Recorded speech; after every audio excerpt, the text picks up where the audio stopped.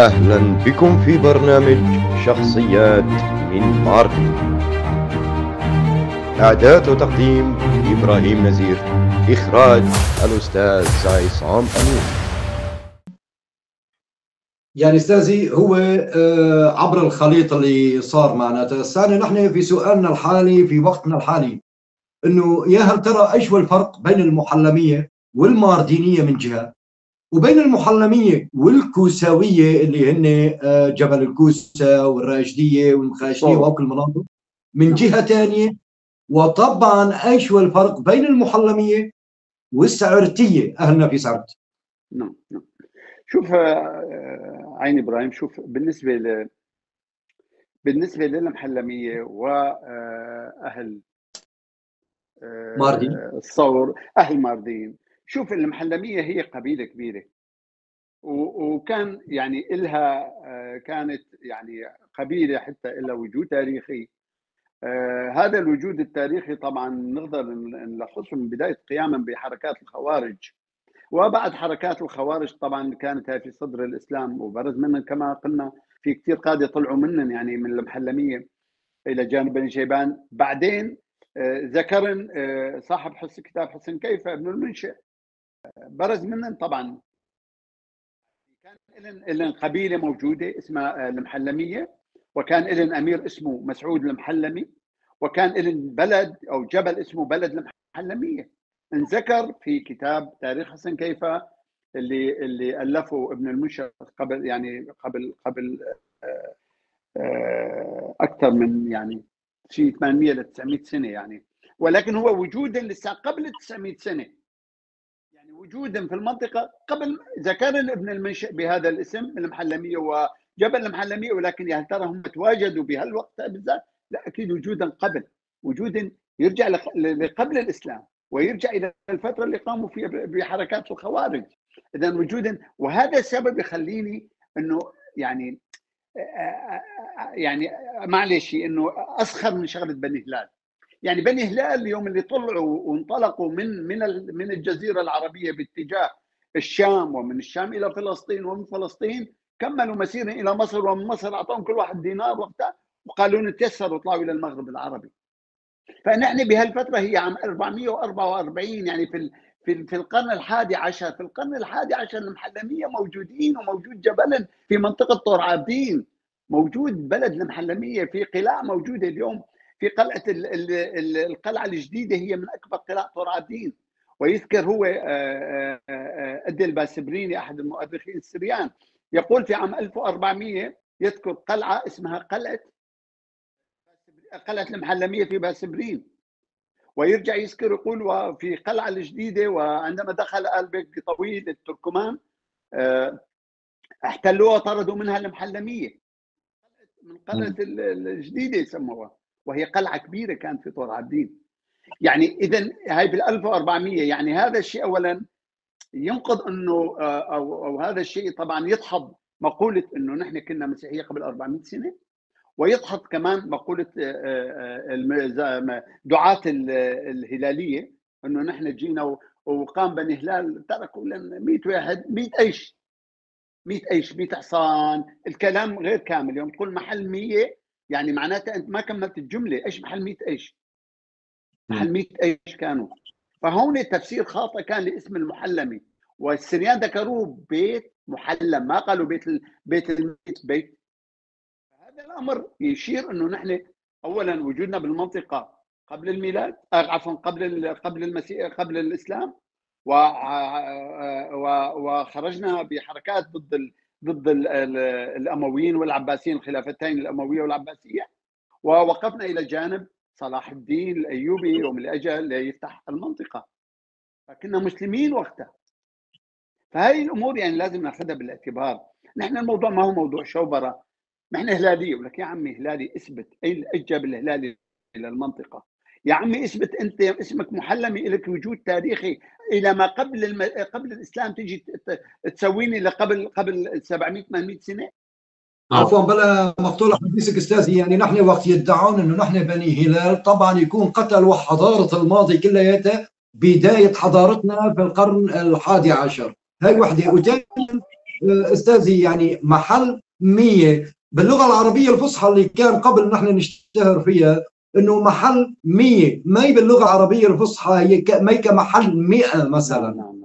اخوي إيه يعني ابراهيم، في اخوي ابراهيم، هو هناك هن لغوي. حللوا الاسم. هن طبعا مثل ما قلت لك نحن اجوا للجزيره السوريه وحبوا انه يعملوا من الاسم يتخذوا منه يحللوه على كيف يعملوا لنا مثلا كذا. نحن مثل ما قلنا اكثر مره خطا وقعنا فيه، وهو عنواننا حالنا ببني هلال، ولكن عنواننا الصحيح هو بني شيبان. يعني استاذنا الغالي ثاني وقت يقولون بني هلال قصدا يمسحون ما قبل القرن ال11 من حضاره اللي هي ما قبل الاسلام، يعني في قول بني هلال يكون مسحوا الماضي كله وبديوا بالقرن ال11. طبعا هذا الزعم للاسف الشديد. يعني انا اقول لك صراحه، انا اليوم في كثير في الموصل يقول نحن مو محلميه، نحن هلاليه. هن ادرى باصول. في قسم عندنا بالجزيره السوريه يقولون نحن مو نحن هلاليه يعني، وقسم كبير هن طبعا من الموجودين في الجزيره. استاذي ما الفرق بين المحلميه والماردينيه من جهه، وطبعا بين المحلميه والكوساويه من جهه اخرى، وبين المحلميه والسعرديه اللي اهلنا بصرت؟ شوف عزيزي ابراهيم، لا اقول لك شغله، يعني نحن كمحلميه وننسب نسبه الى بيت محلم. ومثل ما قلنا محلم هي قبيله كانت تنتمي الى بني شيبان، قبيله كبيره كانت موجوده بالمنطقه. و بالنسبه للماردينيه، الماردين هي كانت لا تنسى انه ماردين كانت لبني تغلب.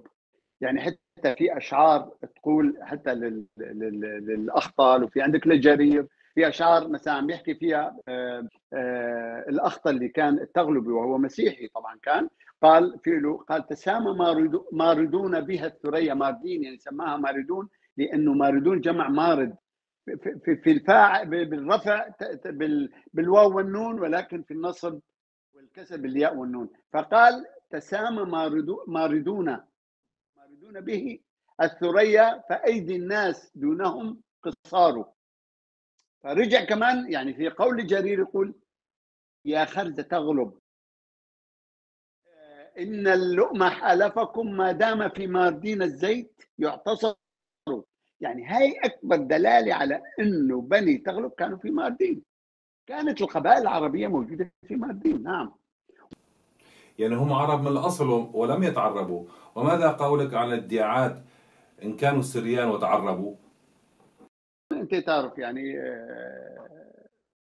نتيجة يعني أمور كثيرة الواحد ما بيتطرق لها، ضعف العنصر العربي بالمنطقة رويدا. لكن ماردين عربية بلغتها، عربية بأسماء أبوابها، عربية بأسماء أنهارها، عربية بأسماء حاراتها، كل معالمها هي عربية دون أدنى شك. حتى أغانيها صح مرات عم يطغى اللحن تركي على أغانينا بصراحة، ولكن كلمات عربية دون أدنى شك يعني. أما بالنسبة لأهل الكوسة وقرى الكوسة، يعني نحن بالنسبة للقرى الباقية في قسم كبير منهم موجودين بهذيك القرى، بهوك القرى موجودين. هن بالأساس كمان محلمية من بني ربيعة، يعني ربعيين يعني في قسم كبير حتى هن طلع نسب قريب جدا من نسب أبو قيس على الجي 1. يعني طلعوا محلمية، وهن هذوليك من شو اسمه من المخاشنية أو من الراشدية، ولكن جينيا طلعوا من نفس الخط الجيني الربعي لأبو قيس، محلميتنا يعني اللي طلعوا على الجي 1. يعني فهنا انت يعني ايش سبب انه هن يشوفون نفسهم؟ مثلا يقولون نحن كوساويه ما لنا محلمين. اللي بالاخير تقول لك شغله، هي المساله يعني انا اعتبر هذا الشيء غلط صراحه. يعني طبعا. انه يجي يبعد نفسه عن منطقه المحلميه وعن تاريخ المحلميه وعن وجود. نحن كلياتنا جزء واحد، كلياتنا معاناه واحده، كلياتنا قطعه واحده، جغرافيا واحده. يعني مستحيل انا اليوم اجي يعني اجي مثلا ابعد نفسي عنك او عن اخ عصام كذا، لانه هو من المخاشنيه وانا من المحلميه وانت مثلا من الصوت كذا مثلا يعني. فهذا غلط كبير. نحن كلياتنا أمة واحدة، كلياتنا شعوب قريبة جدا من بعض ومن أصول تقريبا شبه واحدة. نعم بالاغلبيه طبعا. نعم، الغلول عم يحصل بين الضياع والعرقيات، ما بيفيد أحد بالنهاية، وكلنا أهل بهالمنطقة. نعم لكن ما تشويش في للاسف عم لهجه يصير. وحده، لهجاتنا تكاد تكون وحده، نعم اشكالنا وحده. نعم يعني نحن مو بس نحن، عفوا، يعني نحن والمخاشنيه والراشديه والبنيبليه والاقصوارنه والمسيحيه، المنطقه اللي عندنا هون قله. اخي شعب واحد ينحدر من اروم عرقيه واحده، ما بدها كلام يعني. لكن اللي فصلنا عن بعض هو الدين بالنسبه لاخوتنا اولاد عمنا المسيحيين الناطقين باللغه العربيه مثل حكايتنا. هلا في مسيحيين يحكوا سرياني، لغة سريانية. طيب ليش هي يحكي سرياني والحارة جنبه، عفوا الضيعة جنبه تحكي عربي، واثنين مسيحية؟ معناتها في فرق. أنا اليوم محلم يحكي عربي، ومسلم في مسلم ثاني قريب مني يحكي كردي، هاي كردي مو تدخل نعم عليه صح. محلم. طبعا الدين مو يفرق الاصول، يعني لا هاي لا ما شيء اكيد. يفرق الدين الاصول، لا لا لا ابدا ابدا. نعم صح. والفرق استاذي بس بيننا وبين اهل السعر، لاني نحن كنشوف العالم ترانا بعاد عن بعض باللهجه وبعاد عن صح بعض صح على صح الاصل. جغرافيا، نعم في مسافه. شوف اخي ابراهيم، بالنسبه لاهل السعود هن من بقايا القبائل الشيبانيه دون ادنى شك، لانه نحن ذكرنا في اكثر من موضوع انه سعرت كانت كانوا نصارى قبل الاسلام اهلها، وكان فيها بيعه اسمها بيعه الزيتون، كانوا يديروها بطارقه من الروم، مو من العرب، من الروم يديروا، لانه هن اللي كانوا مستلمين المنطقه، اليونان والروم هن اللي كانوا مستلمين الكنائس والاديره. هلا ارجع لاسماء القساوسه والرجال الدين المسيحيين، معظم اسامي رومانيه واسامي يونانيه، كلها بالماسيوس ومكاريوس انطونيوس. يعني هذه الاوس هي دلاله على رومانيه هذا الشعب، او على يونانيه يعني بصراحه.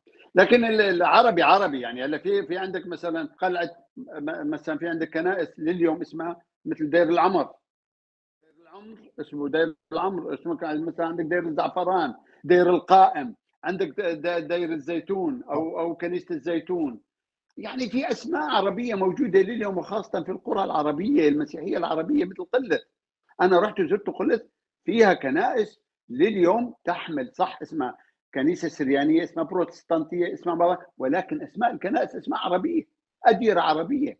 في حبس ناس نفس الشيء، أديرة عربية موجودة في حبس ناس، أسماء قديمة كلها أسماء عربية. في أسماء دينية لا شك منها، في أسماء دينية، ولكن كلها أسماء يعني بصراحة تشير إما إلى دين وإما إلى العرب، باستثناء مثل هلا عندنا نجي نقول مثلا مسجد الفارسي، شنو الفارسي؟ سلمان الفارسي. يعني تجي في مسجد اسمه سلمان الفارسي، مسجد سلمان الفارسي، هاي اسماء دينيه يعني نسبه الى رجال دين. لكن يوم تيجي تقول دير القائم الواقف، دير القائم، او تيجي تقول مثلا دير الزعفران، او تيجي تقول مثلا دير العمر، او تيجي يا اخي اسماء عربيه معلش. المدرسه القاسميه، الجامعه اللطيفيه. لا نحكي نحن على ايش بالضبط في اسماء المناطق كما تقول باب الصور، باب المشكيه، الميدان. باب، كلمه باب بحد ذاتها تكفي انه تشير باب، مو تيجي تقول مثلا كذا. كنيسه مار يعقوب ما يقولون كنيسته بالسرياني. او هلا مثلا تيجي في قرى مثلا المنصوريه، تيجي تشوف قريه القرى السريان اسمها مثلا كفر تحيتو، كفر عليتو، مثلا دير صليبو. القرى المسيحيه اسمها قلعه مرة، اسمها دير مثلا كذا، اسمها المنصوريه. يعني اسامي فيها عروبه يا اخي. نعم. طيب استاذي، نحن ليش اشكال المحلميه اشكال تميل فطور عابدين، تميل يعني للمسيحيين، ترى ميله اكثر من ميله لاشكال ابناء القبائل العربيه في الجزيره السوريه. نعم يعني الشكل. شوف اخوي يعني صح، وعندك حق يعني بهذا الطرف. شوف نحن اولا، نحن اذا نجي تاريخيا، نحن والمسيحيين اللي موجودين بالمنطقه ان كانوا عرب ولا سريان، نحن من يعني ننتمي الى سيدنا ابراهيم عليه السلام. وهو جد العدنانيين. نبي الله إبراهيم طبعا عدنان هو من إبراهيم، وعدنان هو جد العدنانيين. فنحن أقرب نحن أبناء إسماعيل بالمناسبة، يعني أقرب للمسيحيين اللي هن كمان يعني من نفس أرومتنا هن. أستاذ الغالي، نحن يزعم بعض أكراد القامشلي والجزيرة السورية بأنهم محلمين، يعني ومع أنه هن كراد يتكلمون الكردي في بيتن. عجب، لأني عاشوا بين الكراد في الجزيرة وتأثروا بالكراد، ولا هن فعلا كراد وادعوا حالهم محلمية لسبب من الأسباب؟ عجب. شوف، في عندك نحن يوم اللي نزحنا إلى الجزيرة السورية، طبعا رحنا برفقة أخوتنا وجيراننا الطيبين الأخوة الأكراد، نزحنا مع بعض إلى الجزيرة السورية وإلى لبنان وإلى كذا، وقمنا في مناطق جمعتنا مع بعض. ففي بيناتنا صار في خال وخوارزة مثل ما يقولوها. نعم. يعني صار في نسب، علاقة نسب. في قسم كبير يعني اليوم هلا يوم اللي اجوا وعبد الناصر طبعا منح الهوية، قسم كبير طبعا من الأخوة الأكراد وبختم من وجهاء المحلمية وبتوقيع انه هودة محلمية، فحصلوا على الجنسية السورية وظلوا يعني حامين اليوم انه هن اساس محلمية، ظلوا مع انه قراهم هي معظمها قرى كردية دون ادنى شك. وفي بين المحلمية عاشوا بين الأكراد وتأثروا بالثقافة الكردية. هذول منا وفينا ما نقدر ننكرن، يعني حتى اذا هن اتجهوا للاتجاه الاخر. اليوم يجوا مزاد يقول له ايش اسمه شيخه محمد شيخه كان يغني كردي، هذا محمد شيخه غنى كردي ومحلمي كان. طيب وين المشكله؟ والله فلان عضو عندنا بالحزب كان محلمي بحزب البارتي او طيب وايش المانع انه يكون محلمي؟ يعني اليوم نحن عندنا، لا تاخذني، عندنا كثير من كان عندك مثلا اتذكر لحد الان كان في فاروق بوزو كردي، لكنه كان بعثي اكثر من البعثيين. كان اخوه فاروق بعثي اكثر وعروبي اكثر من العروبيين. كان عندك يعني هذول مروان شيخ وعدنان شيخ واخوه كانوا، وكان في عندك فاروق بوزو وعدنان بوزو اخوه، كانوا اكراد ولكن كانوا حزبيين وبعثيين، فلهم مناصب. معناتها انه نحن بهالحاله نيجي نكرد اكراد الشام كلها لانه هذول كانوا دعوا انه هن بعثيين وعرب؟ طبعا هاي غلط كارثي. يعني نحن اللي نتمناه من الاخوه الاكراد انه يحترموا خصوصيتنا، يحترموا انتمائنا. هذا ما يضر. انا يوم اكون محلمي وعربي ما في مشكله، انت كردي ما نجي نحن بعد هالليله نجي نتقاتل لانه انت عربي وانا كردي. لا، تجمعنا كثير شغلات، تجمعنا الثقافه، الارض، الكذا، العادات. يعني اليوم نجي نحن دقيقه ليش انت عربي انت ضدي؟ ليش لا، نحن وهن يعني قلت لك تربطنا علاقات طيبه فيهم، ولكن كل من له خصوصياته العرقيه وخصوصياته الثقافيه. نعم صح أستاذ. يعني للأسف نحن في زمان الفتنة اللي يخلي الأخ يفترق عن أخوه، شيء أكيد. نعم. الله. وألف شكر لك أستاذنا على المعلومات القيمة اللي قدمتها هي في حلقات برنامج شخصيات من ماردين. نعم. وطبعا إخواننا المشاهدين طبعا ألف شكر لمتابعتكم. مشاهدينا الكرام، أرجو أن تكونوا قد استمتعتم بحلقتنا، وما لنا إلا أن نقول شكرا للأستاذ عبد القادر على المعلومات القيمة، وأرجو أن قد استفدنا منها إن شاء الله.